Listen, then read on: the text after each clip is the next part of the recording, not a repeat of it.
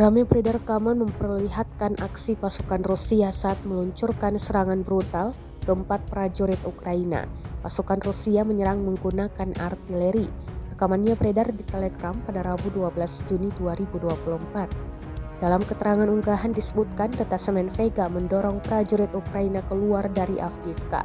Sebelumnya, drone mengintai di sebelah barat Avdiivka.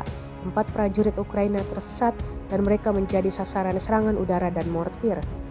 Akibat rentetan serangan mortir tersebut, 4 prajurit Ukraina dikabarkan tewas di tempat. Rekamannya pun telah menuai berbagai komentar dari warganet.